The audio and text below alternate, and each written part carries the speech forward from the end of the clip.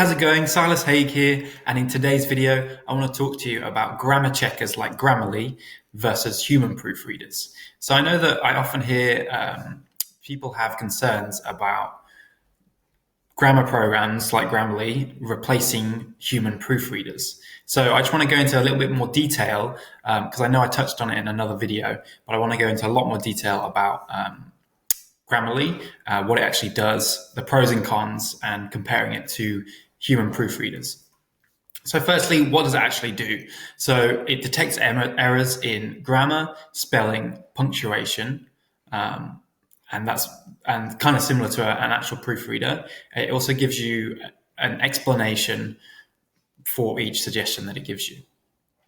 So Grammarly is actually quite effective at finding most spelling errors.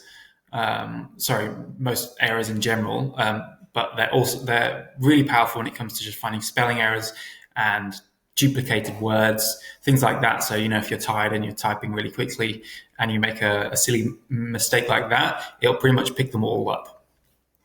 Grammarly is also, it gives you, you can actually switch between different dialects. So it's just a setting in Grammarly, and you can actually choose between US English, British English, Australian English, and Canadian English, which is really handy if you're just writing, if you're kind of switching between different ones, or if you're in one variation. And a lot of people don't know the differences between the dialects. And there's many just subtle little differences that, a lot of people don't know. And you can easily make those kind of little mistakes. So it's actually pretty good at picking up those kind of errors too. It's also got a handy Chrome extension that you can install on your browser. So when you're just browsing on the internet, or if you're on social media, or if you're just typing things up in Google Docs, it just kind of corrects as you write, which is really handy too. However, Grammarly doesn't pick up every error. So one particular instance would be like industry-specific words. Or sometimes it'll just kind of flag words that it doesn't know about, but they're for a certain specialized industry or topic, or words that it won't really read words in the right context sometimes.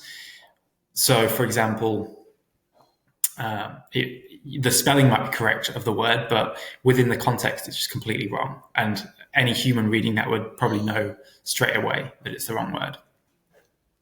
Also, there can be, sometimes it struggles with inconsistencies, either within a document or between different documents. So for example, in like a novel, if the character changed from one paragraph to the next, if the main character's name was in error and accidentally switched to a different name, Grammarly might not pick up that. Or even if there was different chapters and the name switched, or a description about the character switched, is probably not likely to pick that up.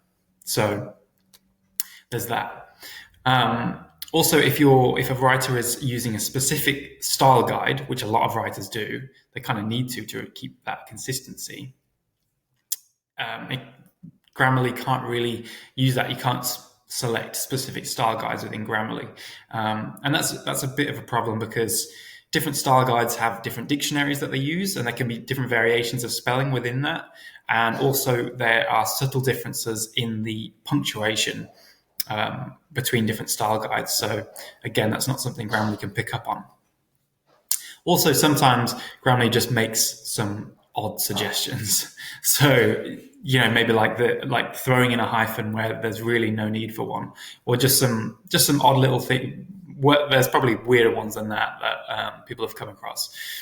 But that can kind of be bad if English isn't your first language, because you might just accept that rule or that suggestion, without questioning it. Whereas if you kind of know a bit more about the intricacies of the English language, then you'd know that isn't correct. So basically, English is, a very flexible. Grammar is very flexible. It's not just kind of set in stone rules. And while there are a lot of rules that are kind of set in stone, sometimes and oftentimes it's more of an art than a science, and it kind of depends on a lot of different variables. It's a lot more flexible, and something like a black and white algorithm, like computer algorithm that's just kind of learning as it goes, struggles with that kind of flexibility sometimes. So it's kind of useful as a final check, but I wouldn't suggest it. Well, I guess I'd suggest it's helpful. It's a helpful tool, but it just can't replace a human proofreader. It would be good in. It's good for like if you're just posting on social media, for example, and you don't want any big mistakes, or if you're just writing short content, or if you're writing something where you don't really mind, or it's just for fun, or you don't mind if certain errors slip through. But and I've said this before, and I will keep saying this, if someone's getting paid to write in some variation, some shape or form, their writing is a direct reflection of their work and of their value. They're getting paid for that. So if there are errors or mistakes in their work, it can detract from their message. It can vastly reduce the author's credibility and their reputation. So it can really have a big impact. So for someone like that, I would strongly encourage them to pay for a professional proofreader in order to maintain that reputation.